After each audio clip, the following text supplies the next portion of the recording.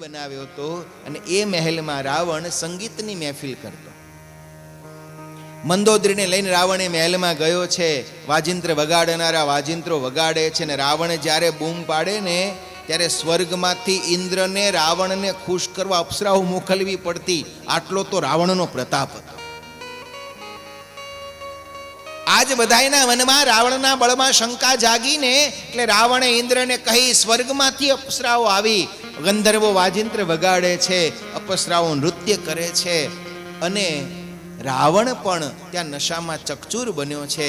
બીજી બાજુ એક ઊંચા પર્વત ઉપર ભગવાન રામચંદ્રજી બેઠા છે અને રાવણની નૃત્ય શાળામાંથી એવા હીરા માણેક જડ્યા છે.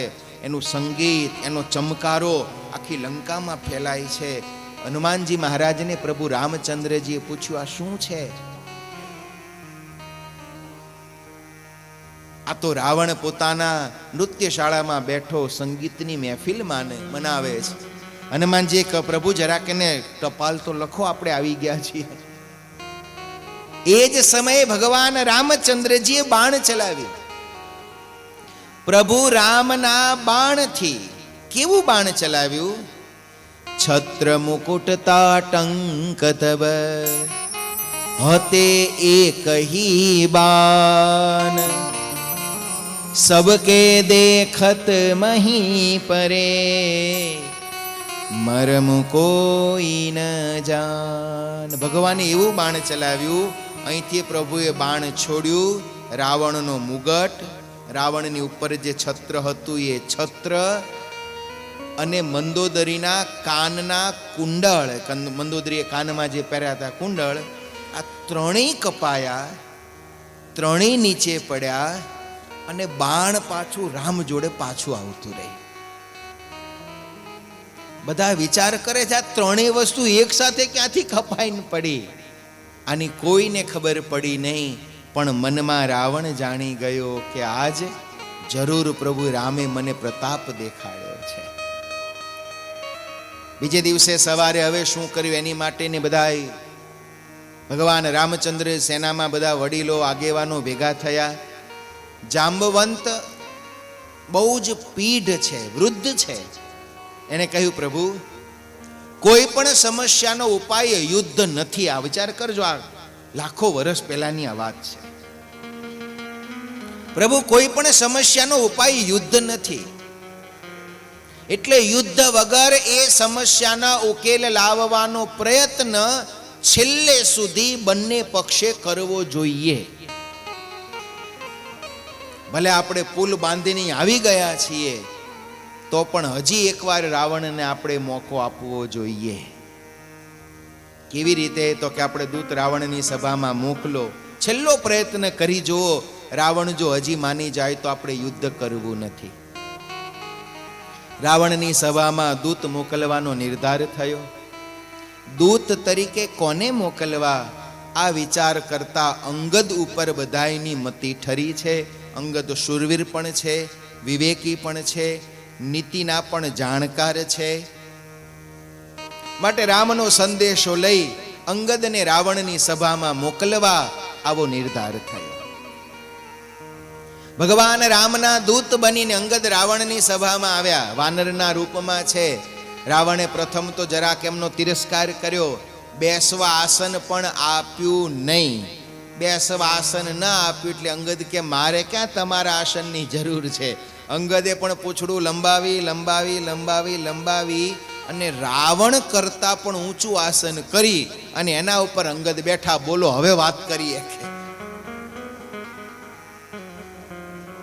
કોણ છે? હું રામનો દૂત છું. પણ રામનો દૂત કોણ? અંગદ કેવા ચતુર છે ખબર છે? એને રાવણને પોતાનો પરિચય આપવો તો ને, એટલે પરિચય બહુ સુંદર આપ્યો. રાવણને જરાક કામ આપણી ભાષામાં કહીને પ્રયોગ કર્યો, જરાક સળી કરી. અંગદે પરિચય આપ્યો. અંગદ નામ બલી કર બેટા, અંગદ નામ બલી કર બેટા, અંગદ નામ બલી કર બેટા, अंगद नाम बाली कर बेटा तासो कहूँ भई बेटा तासो कहूँ भाई बेटा રાવણને અંગદે યાદ કર્યો, મારું નામ અંગદ છે અને હું વાલીનો દીકરો છું. અને વાલીનો દીકરો છું એટલી જ્યાં ખબર પડી ને, અંગદે કહ્યું કે જેનો તને ભેટો થયો છે અથવા તો જેનો તને ભેટો થયો હતો. રાવણને યાદ કરાવ્યું કે એ જ વાલીનો દીકરો છું કે જેણે તને 6 મહિના બગલમાં પૂરી રાખ્યો હતો. આ વાલીનું નામ સાંભળતા રાવણ પણ જરાક શરમાઈ ગયો, પણ છતાંય પછી તો અહંકારમાં આ એ વાલી વાંદરો જ ને, ઓળખું છું એને. આવું બાર થી કહ્યું, અંદરથી તો વાલીનું નામ સાંભળતા રાવણ ધ્રુજી ચૂક્યો હતો. પછી તો રાવણ અને વાલી વચ્ચે ઘણો સંવાદ ગોસ્વામી તુલસીદાસજીએ લખ્યો છે. રાવણ પોતાના બળના વખાણ કરે છે. અંગદ વારંવાર વિનંતી કરે છે, હજી મોકો છે, તારા કુળ સહિત નાશમાંથી બચવું હોય તો હજી રામનું શરણું લઈ લે, સીતાજીને પાછા આપી દો. હજી વાત આપણે યુદ્ધ સુધી લઈ નથી જવી. લંકામાં અનેક સ્ત્રીઓ એમને વૈધવ્ય આવશે, અનેક બાળકો નિરાધાર થશે, હજી ચેતી જા. ખૂબ સમજાવ્યા છતાં પણ રાવણ ન માન્યો. રાવણ પોતાના જ અહંકારને આધીન રહ્યો. રાવણ ભગવાન રામચંદ્રજીના અને અંગદના મેણા મારે છે. અંગદ પણ સામે એવા જ સચોટ જવાબો આપે છે. અને આમ વાત કરતા કરતા વાત વધી પડી, અને વાત વધી પડીને એટલે રાવણ છેલ્લે એવું બોલ્યો, હવે એ પામર માણસ મગતરા જેવો રામ મારું શું બગાડી લેશે? અત્યાર સુધી જે સંવાદ હતો અંગદ વાલી વિશે, વાનરો વિશે, રામની સેના વિશે કહેતો, પણ પછી છેલ્લે ભગવાન રામને પામર મનુષ્ય કહ્યા. અંગદથી આ સહન ન થયું, અને સહન ન થતા ક્રોધે ભરાયેલ અંગદે આમ પગ પછાડ્યો. ક્રોધે ભરાયેલ અંગદે જ્યાં રાવણની સભામાં પગ પછાડ્યો, ગોસ્વામી તુલસીદાસજી કહે છે જ્યાં અંગદે પગ પછાડ્યો ને, રાવણની આખી સભા ધ્રુજી ઉઠી. અસુરોના માથા ઉપર રહેલા મુગટો બધા નીચે પડ્યા. અરે નીચે પડ્યા એમ નહીં, બધા આમ સીધો પગ પછાડ્યો ને તે બધાય મુગટો ઉડી અને અંગદની બાજુમાં આવ્યા. એમાંથી કેટલાક તો અંગદે પકડીને ફેંક્યા. એમાં રાવણનો મુગટ પણ આવ્યો. અંગદે એક સામટા મુગટો પકડીને ફેંક્યા. મુગટોનો આખો આમ હારમાળા ભગવાન રામ બાજુ આવવા માંડી. બધા વાનરો કે પ્રભુ આ શું છે? હનુમાનજીએ બધાય મુગટો પકડ્યા, પ્રભુ રામના ચરણમાં મૂક્યા. કેટલાક મુગટો અંગદે પકડી એનો થપ્પો મારીને પોતાના માથે મૂક્યા. રાવણને કહે છે મને મારા પ્રભુની આજ્ઞા નથી, નહીતર એક શબ્દ બોલવા બદલ તને એવો દંડ આપત ને કે રામને તારા સાથે યુદ્ધ કરવાની જરૂર ન પડત. આમ જે અંગદે પગ પછાડ્યો. અંગદ કહે છે તારે પ્રભુ રામની શક્તિ જોવી છે? રામની શક્તિનું માપ કાઢવો તો હું તો એનો એક સામાન્ય એક વાનર છું ને. એક તો તમને આવીને પરચો આપી ગયો હતો, આ બીજો હું. આ મારો પગ મેં ધરતી ઉપર મૂક્યો છે. જો મમ ચરણ સકસી સઠટારી, ફિરહી રામ સીતા મેં હારી. અંગદ કહે છે આ તારી સભામાંથી એક જણ આવી અને ખાલી મારો પગ અહીંથી ઉઠાવે ને તોય જાઓ સીતા હું હારી ગયો. આવેશમાં અંગદે પગ મૂકીને કહી દીધું આ મારો પગ કોઈ ઉપાડો તોય અમે સીતાને હારી જઈએ. સુનહુ સુભટ સબ કહ દશ શીશા, પદ ગ્રહી ધરની પરા પછારહું ઈશા. આ વાત સાંભળી રાવણે કહ્યું કે જાઓ આનો પગ ઉપાડીને પછાડો. એક પછી રાવણની સેનામાં પણ કઈ કોઈ કાયરો નહોતા હો. મહાબળવાન અસુરો એ રાવણની સેનામાં પણ હતા. એક પછી એક આવી અંગદનો પગ ઉપાડવાનો પ્રયત્ન કરે. અંગદનો પગ ડગ્યો નહીં, કોઈથી ન ડગ્યો. પછી એક સામટા 5, એક સામટા 10, અરે એક સામટા 20 જણા ભેગા થયા કે અંગદનો પગ ડગાવીએ, પણ અંગદનો પગ કોઈ ડગાવી શક્યું નહીં. કારણ એના 2 કારણ માનસે લખ્યા છે. પહેલું કારણ, અંગદે જે પગ પછાડ્યો ને એ પોતાના બળથી નહીં, ભગવાન રામના બળથી પછાડ્યો હતો. એને જ્યારે એમ કહ્યું ને કે મારો પગ ઉઠાવો તો સીતાને હારી જાઉં, એ પોતાના અભિમાનથી નહીં, એને ભગવાન રામનું બળ હતું ને એટલે આ શબ્દ અંગદ ઉચ્ચારી શક્યા. નહીતર તો અંગદને કોઈ એમય પ્રશ્ન કરે કે ભાઈ, શરતમાં તો એ વસ્તુ મૂકવાની તમને છૂટ હોય જે તમારી હોય. જુગારમાં તમે બાજુમાં લગાડો, સર આ એક પ્રકારનો જુગાર કે મારો પગ ઉપાડો તો સીતા હું હારી જાઉં. સીતા એને હારવાનો અધિકાર રામ સિવાય કોઈનો નથી. અંગદની અધિકાર નથી કે પોતાના પગ ઉપર સીતાજીનો દાવ લગાડી શકે.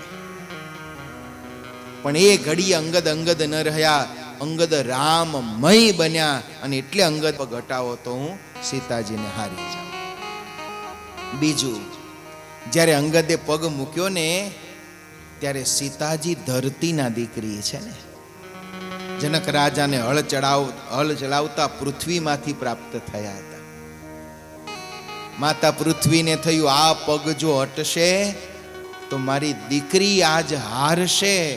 એટલે માતા પૃથ્વીએ જ આ અંગદજીનો પગ એવો પકડ્યો ને, બધા ભેગા થયા તોય ડગાવી શક્યા નહીં. અને જ્યારે કોઈ કરતા કોઈ અંગદજીનો પગ ન ડગાવી શક્યા ત્યારે છેલ્લે રાવણ 20 ભુજાઓ લઈ અને અંગદ પાસે આવ્યા. અને જ્યાં અંગદનો પગ પકડવા જાય, અંગદજીએ પગ ઉપાડી લીધો. મારો પગ પકડ્યા કરતા ભગવાન રામનો પગ પકડી લે, તારો આલોક અને પરલોકમાં બેયમાં બેડો પાર થઈ જશે. ઘણા પ્રયત્ન કરવા છતાં પણ જ્યારે રાવણ ન માન્યો ત્યારે છેલ્લે અંગદ પાછા આવ્યા, પ્રભુને કહ્યું, પ્રભુ કોઈ ઉપાય હવે બાકી રહ્યો નથી. હવે સીતાજીની રક્ષા કરવી હશે તો યુદ્ધ એ જ માત્ર એક ઉપાય છે. આવો નિર્ધાર થયો અને હવે ભગવાન રામચંદ્રજી વિશાળ રીંછ અને વાનરોની સેના લઈ લંકા ઉપર ચડાઈ કરી રાવણ સાથે યુદ્ધ કરવા તૈયાર થયા. રાવણ પણ હવે અહંકારમાં આવી અને એ પણ યુદ્ધ કરવા તૈયાર થયો. લંકા કાંડમાં ગોસ્વામી તુલસીદાસજીએ રામ અને રાવણના યુદ્ધ વિશે ઘણું બધું, આ લંકા કાંડ જ આખો યુદ્ધનો કાંડ છે. મહાભયંકર યુદ્ધ ભગવાન રામચંદ્રજીની સેના અને રાવણની સેના વચ્ચે થયું છે. ભગવાન રામચંદ્રજીએ પોતાના બળ પ્રતાપ બાણ વિદ્યા, લક્ષ્મણજીએ પણ પોતાના પ્રતાપ અને તેજ વડે કરી અનેક રાક્ષસોને માર્યા. રાક્ષસોએ પણ અનેક વાનરોને ઘાયલ કર્યા છે. અનેક રીંછો પણ પ્રભુના પક્ષે લડતા લડતા મર્યા છે. આમ કરતા યુદ્ધની કથાઓ તો બહુ લાંબી છે. આપણી પાસે થોડોક સમય છે એટલે એના થોડાક પ્રસંગોને યાદ કરી લેવા છે. મેઘનાદ અને લક્ષ્મણજી વચ્ચે મહાભયંકર યુદ્ધ થયું છે અને આ યુદ્ધમાં મેઘનાદજીએ પોતાની શક્તિ જ્યાં લક્ષ્મણજી ઉપર છોડી, એ યુદ્ધમાં લક્ષ્મણજી મૂર્છિત થયા છે. મેઘનાદ લક્ષ્મણજીને મારે પહેલા તો હનુમાનજી મહારાજ મૂર્છિત લક્ષ્મણજીને લઈને છાવણીમાં આવ્યા છે. લક્ષ્મણજીની ભયંકર મૂર્છા જોઈ પ્રભુ રામચંદ્રજી પણ કરુણાક્રંદ કરવા લાગ્યા છે. લક્ષ્મણને કોઈ જગાડો, જો લક્ષ્મણ નહીં જાગે હું કયા મોઢે અયોધ્યામાં પાછો જઈશ. જો લક્ષ્મણ નહીં જાગે ને તો લક્ષ્મણજીની સાથે હું અહીંયા સમુદ્રમાં પ્રવેશ કરીશ. લક્ષ્મણ વગર હું અયોધ્યા કઈ રીતે જાઉં? માતા સુમિત્રા મને પૂછશે કે લખન ક્યાં છે, હું શું જવાબ આપીશ? લક્ષ્મણજીની સારવાર કોણ કરે એની ચિંતા થઈ. ખબર પડી કે લંકામાં સુષેણ નામનો એક બહુ જ ચતુર અને જ્ઞાની વૈદ રહે છે. હનુમાનજી મહારાજ ફરીવાર ગુપ્ત વેશે લંકામાં ગયા. ઘર સહિત સુષેણને ઉપાડીને લઈ આવ્યા. સુષેણે લક્ષ્મણજીની તપાસ કરી. બહુ પ્રસિદ્ધ કથા છે. એમ કહ્યું કે લક્ષ્મણજીને સૂર્યોદય પહેલા સંજીવની નામની ઔષધિ જો આપવામાં આવે તો લક્ષ્મણજી એમાંથી સાજા થાય, કહેતા જીવિત થાય. જો સૂર્યોદય સુધીમાં સંજીવની ન આવે તો લક્ષ્મણજીનું જીવવું અશક્ય છે. હવે સંજીવની છે ક્યાં? દ્રોણાચલ ઉપર. હનુમાનજી મહારાજ પ્રભુ રામચંદ્રજીના આશીર્વાદ લઈ સંજીવની ઔષધિ લેવા માટે ગયા. અનેક પ્રકારની દિવ્ય ઔષધિઓ હતી. આમાં સંજીવની કઈ એની હનુમાનજીને થયું, એના બદલે બીજી લઈ જઈશ તો તકલીફ પડશે. એટલે આખો પર્વત જ હનુમાનજી મહારાજે ઉપાડ્યો અને હનુમાનજી મહારાજ આખો પર્વત લઈ અને જ્યારે જ્યાં લક્ષ્મણજી મૂર્છિત છે એ લંકાના રણ મેદાન તરફ ચાલ્યા. એ રાત્રિએ ઘણી બધી ઘટનાઓ ઘટી. એ રાત્રિ એ રામાયણના યુદ્ધની સૌથી લાંબી રાત્રિ હતી એમ કહીએ તો ખોટું નથી. પહેલી ઘટના તો એ ઘટી જેનો માનસમાં ગોસ્વામી તુલસીદાસજીએ નોંધ કરી. કાલનેમી મળ્યો, એણે હનુમાનજીને રોકવાનો પ્રયત્ન કર્યો, હનુમાનજી એનો નાશ કર્યો. ભરતજીએ પણ હનુમાનજીને જોયા. ભરતજીને થયું કોઈ અસુર હશે. ભરતજીએ નંદીગ્રામથી બાણ ચલાવ્યું, હનુમાનજીના પગમાં વાગ્યું. હનુમાનજી નીચે આવ્યા, વાત જાણી. ભરતજી હનુમાનજીની ક્ષમા માગી. હનુમાનજીને પગમાં ભરતજીનું બાણ વાગ્યું ને ત્યારથી હનુમાનજીના પગમાં જરાક દુખાવો થયો. એટલે હનુમાનજી કાયમ થોડાક લંગડાતા ચાલતા. એટલે હનુમાનજીનું એક મહારાજ લંગડેજી મહારાજ, પણ એક નામ એવું છે લંગડેજી મહારાજ. અયોધ્યામાં તમે જાઓ તો ઘણા બધા મહાત્માઓ હનુમાનજીને લંગડેજી મહારાજ કહે. અને આ પગમાં મૂઢમાર વાગ્યો ને એટલે હનુમાનજીના પગ ઉપર તેલ ચડાવવાની રીતિ ચાલુ થઈ.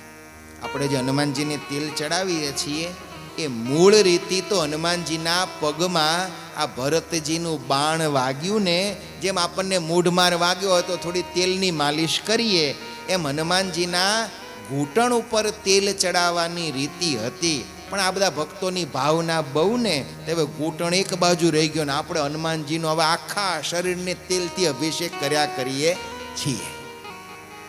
પણ હનુમાનજીને તેલ ચડાવવાની રીતિ અહીંથી શરૂ થઈ. પગમાં ભરતજીનું બાણ વાગ્યું, પગમાં જરાક હનુમાનજીને મૂઢમાર વાગ્યો તો જરાક તેલ ચડે તો હનુમાનજી મહારાજનો પગના દુખાવામાં રાહત થાય. એ રાત્રિએ બીજી એક અલૌકિક ઘટના ઘટી. એક માતાના હૃદયનો ભાવ કેવો હોય એની આ કથા છે. લંકાના રાજમહેલમાં મંદોદરી સૂતા છે. મંદોદરીને ખબર છે કે લક્ષ્મણ મૂર્છિત થયા છે. હનુમાનજી મહારાજ ઔષધિ લેવા ગયા છે. સવાર સુધીમાં જો ઔષધિ આવી જાય તો લક્ષ્મણજી જીવિત થાય, અને લક્ષ્મણ જીવિત થાય તો મેઘનાદને વરદાન હતું કે જેણે 12 વર્ષ સુધી સ્ત્રી, નિદ્રા અને ભોજન આનો ત્યાગ કર્યો હોય એ જ મેઘનાદને મારી શકે.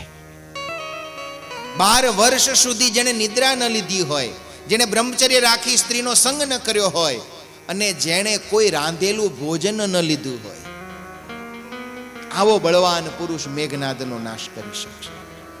અને આવો એકમાત્ર લક્ષ્મણજી વખતે ધરતી ઉપર હતા. મંદોદરીને ખબર છે જો લક્ષ્મણ જીવિત થશે ને તો મારા દીકરાનું મોત નક્કી છે. પણ લક્ષ્મણના જીવન અને મૃત્યુ વચ્ચેની આ એક રાત્રિ છે.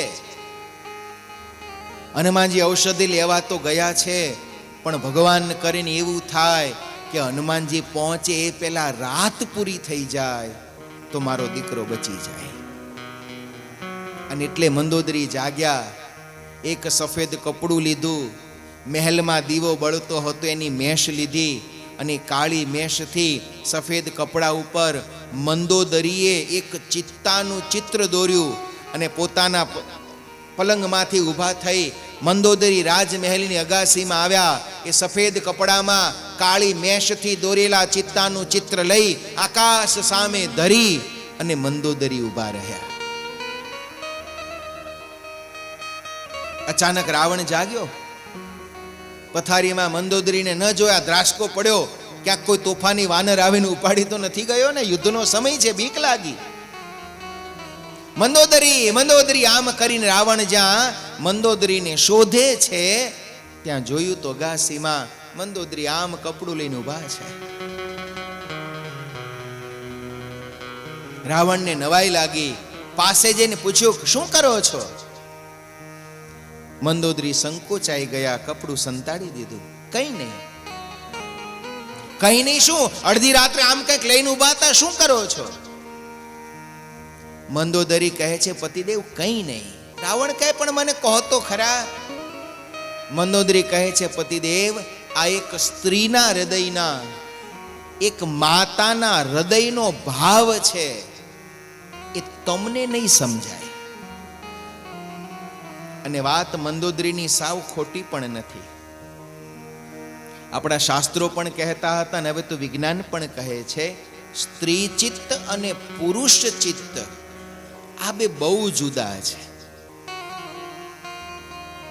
પુરુષનું ચિત્ત છે ને એ બુદ્ધિ પ્રધાન છે. દરેક વસ્તુમાં એને શંકા જોઈએ છે, દરેક વસ્તુમાં એને તાર્કિક સાબિતી જોઈએ છીએ. પુરુષમાં સ્વીકાર ભાવ ઓછો છે, કારણ કે પુરુષનું ચિત્ત છે ને બુદ્ધિ પ્રધાન છે. સ્ત્રીનું જે ચિત્ત છે એ શ્રદ્ધા પ્રધાન છે. એટલે સ્ત્રીમાં સ્વીકાર ભાવ જલ્દી વધારે હોય છે. અને હજી બીજી વાત કહું, આ સ્ત્રી ચિત્ત અને પુરુષ ચિત્તની વાત છે. સ્ત્રી શરીર અને પુરુષ શરીરની નહીં. ઘણા પુરુષનું શરીર હોય પણ એનું ચિત્ત, એનો ભાવ, એનું મન, એનું હૃદય એ કદાચ સ્ત્રી જેવું હોઈ શકે.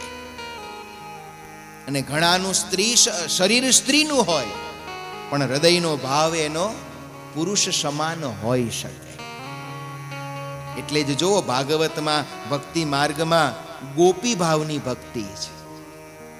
ભક્તિના માર્ગમાં એવું શીખવાડવામાં વૈષ્ણવ પરંપરામાં, ભક્તિ કરવી તો કેવી કરવી? યથા વ્રજ ગોપિકા નામ, વ્રજની ગોપીઓએ જેવી ભક્તિ કરી એવી ભક્તિ કરવી. એટલે ગોપી ભાવ કેળવવો, મન ગોપી જેવું નિર્મળ કરવું, મન કૃષ્ણમાં પ્રેમમય કરવું. પછી ભલે ને શરીર પુરુષનું હોય પણ ભાવ ગોપી જેવો અંતરમાંથી કેળવવો. પછી જેવું હનુમાનજીમાં થયું ને, પગના બદલે માથે આપણે તેલ ચલાવવા માંડ્યા, એમ ગોપી ભાવ કેળવવાનો હતો. ગોપી ભાવનો અતિરેક પણ થયો. ઘણા બધા પુરુષો વ્રજમાં માત્ર ભાવ ગોપીનો કેળવે એટલું નહીં, વસ્ત્ર પણ ગોપી જેવા પહેરી અને કૃષ્ણમય બને છે.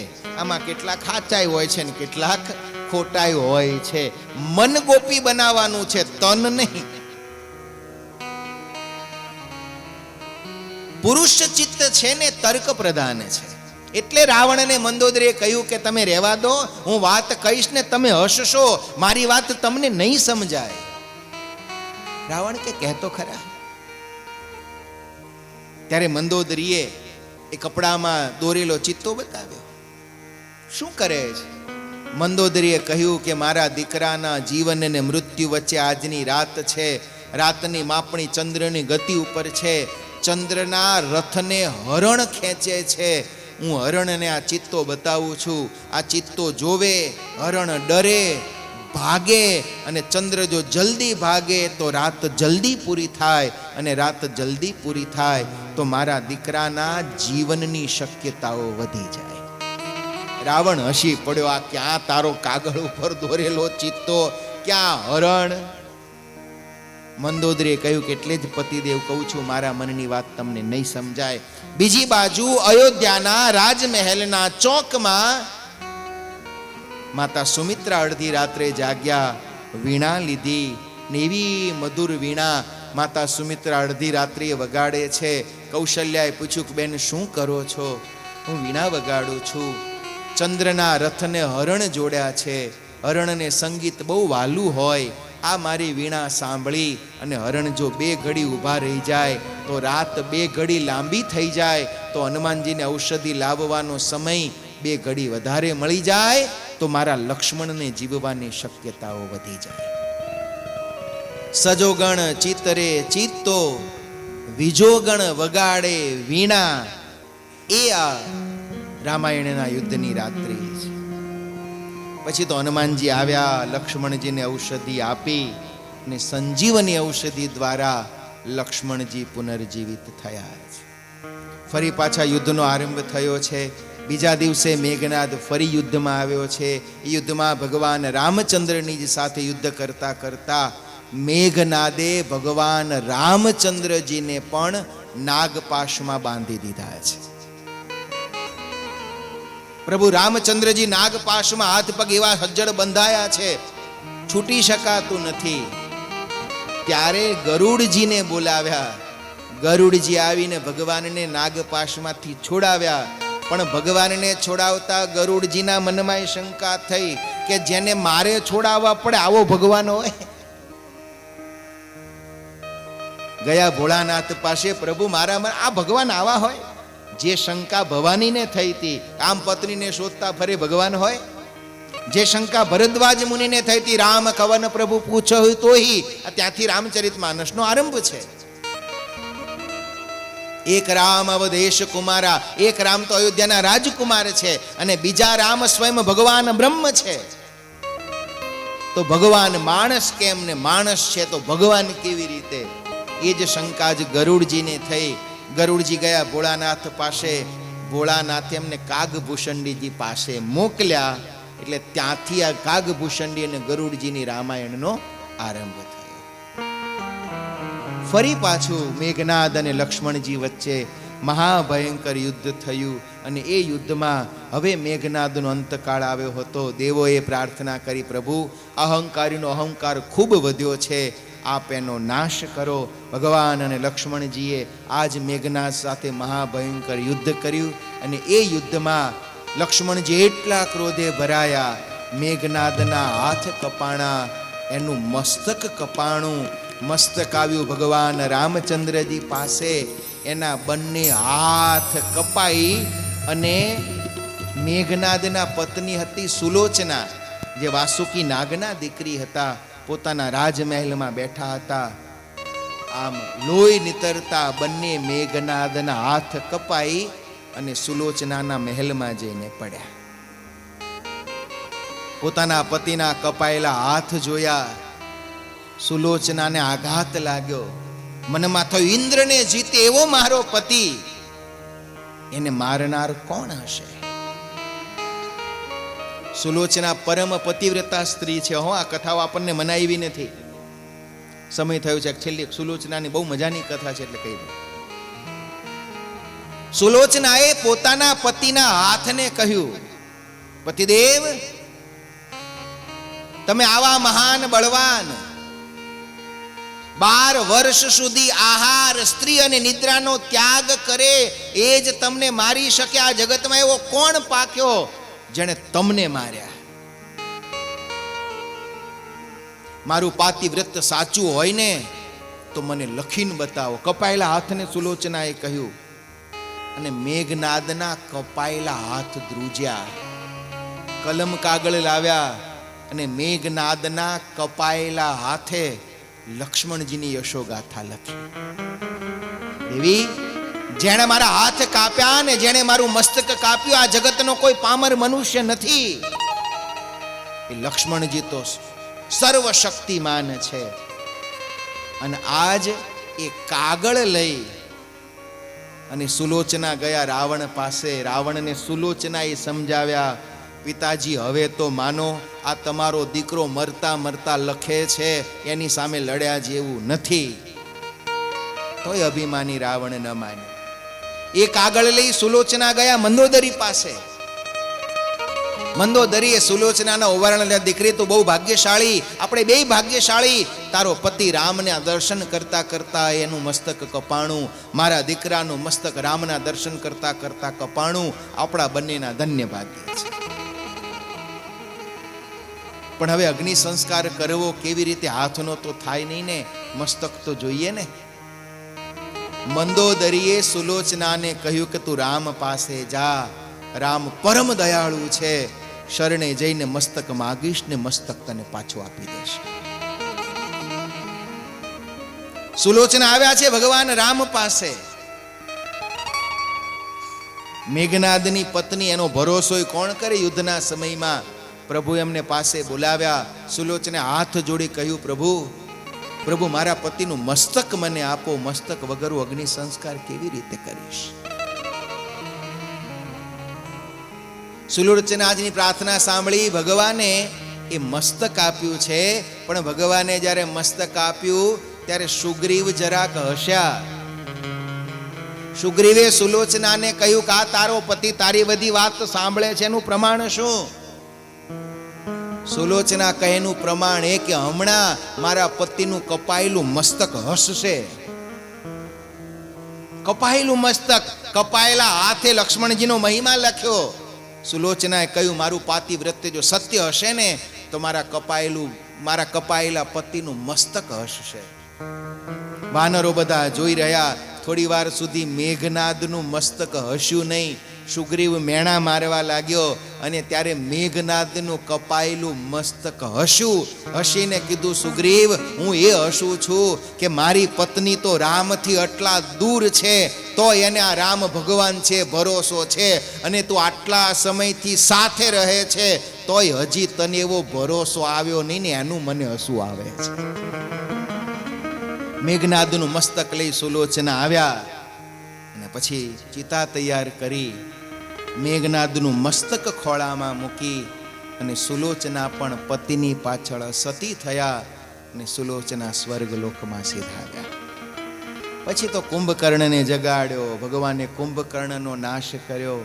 અહિરાવણની આખી કથા ગોસ્વામી તુલસીદાસજી અહિરાવણ ભગવાન રામચંદ્રજીને લઈને ગયા. હનુમાનજી મહારાજ એમને મુક્ત કરાવવા ગયા. એમના જ પુત્ર મકરધ્વજની સાથે હનુમાનજી મહારાજનું યુદ્ધ થયું. પ્રભુને લઈને હનુમાનજી મહારાજ છેલ્લે બહાર આવ્યા અને છેલ્લે રામ અને રાવણ વચ્ચે મહાભયંકર યુદ્ધ થયું. અનેક બાણ મારી ભગવાન જેટલી વાર રાવણના મસ્તક અને હાથ કાપે, વળી નવા મસ્તક, નવા હાથ. એ સમયે વિભીષણે કહ્યું, પ્રભુ આની નાભીમાં બાણ મારો, અહીંયા અમૃત છે. વિભીષણના કહેવાથી ભગવાન રામચંદ્રજીએ છેલ્લું બાણ રાવણની નાભીમાં માર્યું. રામ રામ રામ કહેતા રાવણ પૃથ્વી ઉપર પડ્યો. ભગવાને રાવણનો મોક્ષ કર્યો. જય અને વિજયને જે શાપ થયો હતો એ જન્મ રાવણને કુંભકર્ણ રૂપે ભગવાને રામ રૂપ લઈ એ શાપમાંથી બંનેની મુક્તિ કરી. સીતાજીને છોડાવ્યા. જગત માટે અગ્નિ પરીક્ષા હતી. તત્વની રીતે જે છાયારૂપ અગ્નિમાં હતું એને સમાવી મૂળ રૂપ પ્રભુ બહાર લાવ્યા. પછી તો વિભીષણનો રાજ્યાભિષેક થયો. પુષ્પક વિમાન વિભીષણે પ્રભુ રામચંદ્રજીને આપ્યું. રામચંદ્રજી બધા એને ઋષિ મુનિઓને દર્શન આપતા. ભરતજીએ પણ કહ્યું હતું, પ્રભુ 14 વર્ષ રાહ જોઈશ, એક દિવસ જશે તો તમારો ભરત નહીં હોય. પ્રભુ રામચંદ્રજી ભરતજીને દર્શન આપવા આવ્યા. દર્શન આપીને ભગવાન, કથા તો અધ્યાત્મ રામાયણ કહે છે, ભગવાન પાછા ગયા. કેવટને કીધું તું ને તારી નાવમાં બેસીને પાછા આવશું. નાવમાં બેસવા રહે તો ભરતજી પ્રાણ છોડી દેત. ભરતજીને દર્શન આપી ફરી ગયા. નાવમાં બેસી પાછા આવ્યા. અયોધ્યામાં રાજ સિંહાસન ઉપર ભગવાન રામચંદ્રજીનો રાજ્યાભિષેક થયો છે. સર્વે નગરજનોએ ભગવાનનો જય જયકાર કર્યો છે. બોલો રામચંદ્ર ભગવાનની જય. લંકા કાંડમાં રાવણના નાશની કથા અને ઉત્તરકાંડમાં ભગવાન રામચંદ્રજીના રાજ્યાભિષેકની કથાને કહી ગોસ્વામી તુલસીદાસજી રામચરિત માનસની કથાને અહીંયા વિરામ આપે છે. ભગવાનના ગુણ, ચરિત્ર, ઐશ્વર્ય કથાઓ આ તો ક્યારેય પૂરા થતા હોતા નથી. 7 દિવસનું આપણું નિમિત્ત હતું, એ 7 દિવસનું નિમિત્ત આજે અહીંયા પૂર્ણ થાય છે. ન ગવાયેલી, અધૂરી, બાકી રહેલી કથાઓને ભગવાન રામચંદ્રજીના ચરણોમાં, રામેશ્વર દાદાના ચરણોમાં અર્પણ કરી ઠાકોરજીના ચરણોમાં પ્રાર્થના કરીએ. આ કથા દ્વારા અમારા સૌના જીવનમાં ભક્તિની, ધર્મની, જ્ઞાનની, વિવેકની, મર્યાદાની, સમજણની, સંપની વૃદ્ધિ થાય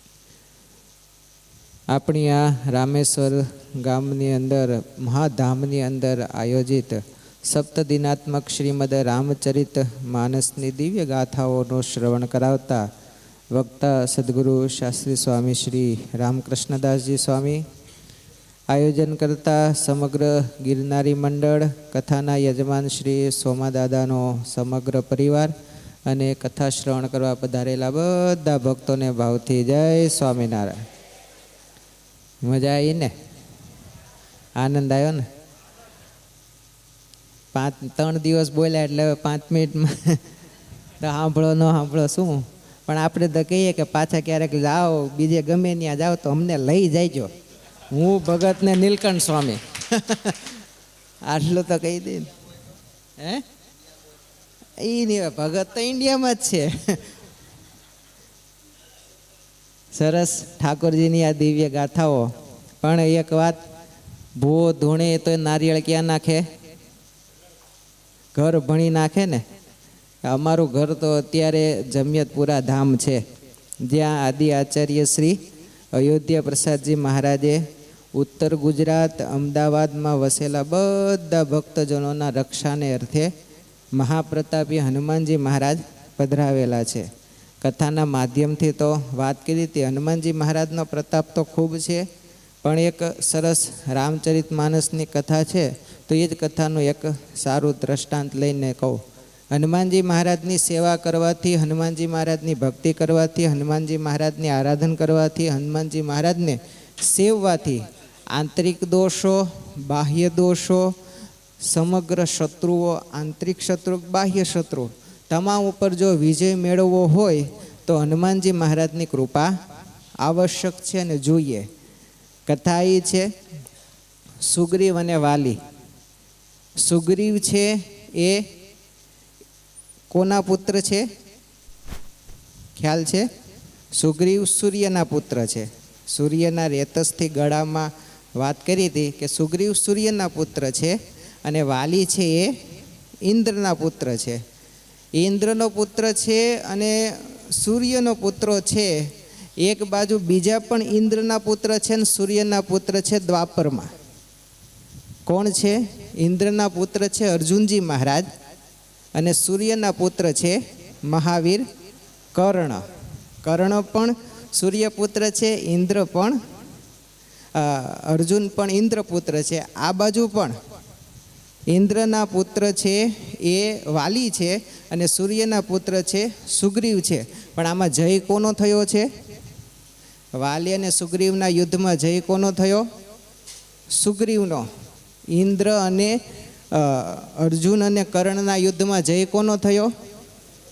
અર્જુનનો. ચાહે તમે ઇન્દ્રના પુત્ર હો, ચાહે તમે સૂર્યના પુત્ર હો, ચાહે તમે ગમે તેના સાથે ગમે એના પુત્ર હો, પણ જગતમાં જય એનો જ થાય છે જેની સાથે હનુમાનજી મહારાજ છે. કેમ કે સુગ્રીવને પણ સાથ આપવાવાળા હનુમાનજી મહારાજ હતા, અને અર્જુનની ધજાની રથની ધજા ઉપર પણ હનુમાનજી મહારાજ બેઠા હતા ને, એટલે સામે ગમે એવા બાણ હતા ને છતાં પણ અર્જુનનો વાળ વાંકો થઈ શક્યો નહીં. એટલે જગતમાં આંતરિક શત્રુ હોય, બાહ્ય શત્રુ હોય, બધા ઉપર જો વિજય મેળવવો હોય તો હનુમાનજી મહારાજની કૃપા પરિપૂર્ણ જોઈએ. એવા મહાપ્રતાપી હનુમાનજી મહારાજ જમિયતપુરામાં બિરાજમાન છે. એટલે હું તો બધાને કહું છું, એકવાર કીધું હતું, ફરીવાર કહી દઉં છું, તમે બધા અમદાવાદમાં રહો છો, ઘણા બધા અમદાવાદની આજુબાજુ પણ રહે છે. ટાઈમ હોય, સમય હોય, શનિવાર હોય, મંગળવાર હોય, એકાદશી હોય, પૂનમ હોય, ગમે તે વાર હોય, તમને ઈચ્છા થાય ત્યારે હનુમાનજી મહારાજના દર્શન કરવા આવજો. અને દર્શનની ઈચ્છા કદાચ એમ થાય કે હાલો નીકળ્યા છીએ અને દર્શનનો ટાઈમ બંધ હોય તો ચા પીવાય, પણ આવજો, પણ આવજો. અમે તો બધાને આમંત્રણ આપીએ, ભાઈ ભગવાનનું આવું ધામ છે અને તમે બધા આવો. સ્વામીએ બહુ સરસ મજાની કથા સંભળાવી. તમે બધા ગિરનારી મંડળના સભ્યોએ ખૂબ સારું, આ બધાને મેં કીધું છે, ફરીવાર કહું છું, આયોજન કરવું સહેલું નથી, પણ છતાંય આયોજન કરી અને બધાય રાજી રહે એ પ્રમાણે આવું સરસ મજાનું આયોજન ગોઠવી ભગવાનની કથા, તીર્થના દર્શન, આ બધાનો યોગ બધાને પ્રાપ્ત કરાવે છે. એ બદલ ગિરનારી મંડળના પણ બધા સભ્યોને આપણે એકવાર જોરદાર તાલીઓથી વધાવી લઈએ. સોમાદાદાનો, એમના પરિવાર, એમનો સંકલ્પ એમના ધર્મપત્ની શ્રી અક્ષર નિવાસી સવિતાબાનો જગન્નાથપુરીની કથાનો જે દિવ્ય સંકલ્પ રામેશ્વરમાં રામચરિત માનસની કથા કરવી પણ ભગવાનને ગમ્યું એ ખરું, પણ એમના સંકલ્પને આજ પરિપૂર્ણ થયો છે, એમનો સંકલ્પ આજ કૃતાર્થ થયો છે. એ બદલ એ દિવ્ય આત્માના પણ ચરણોમાં ખૂબ ખૂબ વંદન. એમના સંકલ્પથી આપણને આ કથા પ્રાપ્ત થઈ છે. અને ફરીવાર કહું છું, દાદા સાંભળ્યું છે ને એકવાર, કથા પાછળ થાય એનો મતલબ એવો નથી કોઈની પાછળ કથા કરવી પડે, એવો મતલબ કોઈ ખોટો છે નહીં. કથા એના પાછળ જ થાય જે સદગત આત્મા હોય, બાકી અદગત આત્માની પાછળ કોઈ દિવસ કથા થાય નહીં. જે સારો આત્મા હોય, જીવાત્મા હોય, એના જ નિમિત્તે કથા થઈ શકે. જેની અવગતિ ક્યારેય થઈ ન હોય એની જ કથા થઈ શકે, એના જ નિમિત્તે કથા થાય. એટલે એ તો દિવ્યાત્મા છે, એમના સંકલ્પથી આપણને બધાને લાભ મળ્યો છે. એ કેટલો પૂર્ણશાળી આત્મા હશે કે જેનો સંકલ્પનો લાભ આપણે લઈ રહ્યા છીએ, જેનું પુણ્ય આપણને મળી રહ્યું છે. એટલે એમને, એમના ધર્મપત્નીને, સોમાદાદાને, રાજુભાઈ, પ્રવીણાબેન, આ બધા પરિવારના સભ્યોને પણ લાખ લાખ ધન્યવાદ છે. સાથે બધા ભક્તજનોને, તમે બધાએ શાંતિથી કથા સાંભળી, ભગવાનના ચરિત્રો સાંભળ્યા. અહીંયાથી કદાચ જળ લીધું ન લીધું, પણ આમાંથી એક જ ચરિત્ર લેતા જજો, કંઈક નિયમ લેતા જજો, કંઈક ભગવાનની દયાળુતા કૃપા લેતા જજો. એક ભગવાનનું ચરિત્ર જો હૃદયમાં યાદ આવી ગયું, હૃદયમાં કંડારાઈ ગયું, અચ્છે જાઓ, ચરિત્ર તો ઠીક, આ કથામાં બેઠા પછી, કથા પૂરી થયા પછી કદાચ પાછળ રસોડામાં ઇડલી સંભાર અહીંનો ફેમસ ખાધો હશે, અને એ સંભાર પણ તમે જ્યારે ગુજરાત જઈ અને તમારા ઘેરે ઇડલી સંભાર બનાવશો ને સંભાર યાદ કરશો ને એવું થાય ને કે સંભાર તો રામેશ્વરમાં ખાધો તોય પણ આપણું સારું થાય. એ ભગવાનની આ તો ગાથાઓની બધી વાતો છે. સરસ સરસ ઠાકોરજીને બધાએ ભગવાનના દિવ્ય ચરિત્રનો લાભ લીધો છે. એટલે બધાને પણ ફરીવાર હૃદયથી ખૂબ ખૂબ ધન્યવાદ. સૌને ભાવથી, પ્રેમથી, શ્રદ્ધાથી જય સ્વામિનારાયણ. નિજાસ્થિતાનાં સકલાત્રિહંતા સ્વધર્મભક્તિરવણં વિધાતા દાતા સુખાનાં મનસે પિતાનાં તનોતુ કૃષ્ણોऽખિલમङ्गलम् भवसम्भवभीतिभेदनं सुखसम्पत्करुणानिकेतनं व्रतदानतपक्रियाफलं सहजानन्दगुरुं भजे सदा लोकाभिरामं रणरङ्गधीरं राजीवनेत्रं रघुवंशनाथं कारुण्यरूपं करुणाकरन्तं श्रीरामचन्द्रं शरणं प्रपद्ये श्रीरामचन्द्रं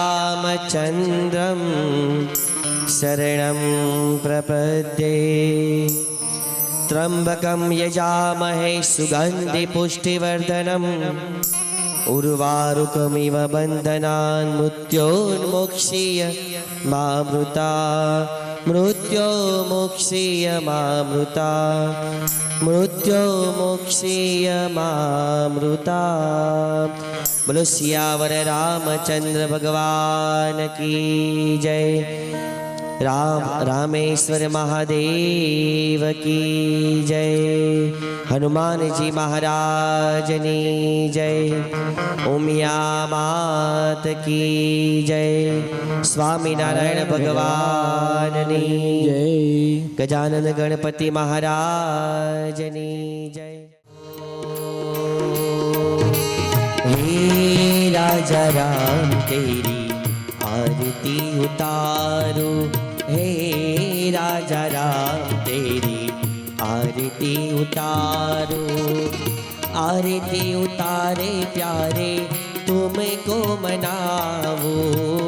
आरती उतारो प्यारे तुमको मनावो अवध बिहारी तेरी आरती उतारो हे राजा राम तेरी आरती उतारो कनक सिंहासन रजत जोड़े दशरथ नंदन जनक किशोरी युगल छवि को सदा निहारो हे राजा राम तेरी आरती उतारो बाम भागे शोभित जग जग जननी चरण विराजते हैं सुत अंजनी उन चरणों को सदा पखारो हे राजा राम तेरी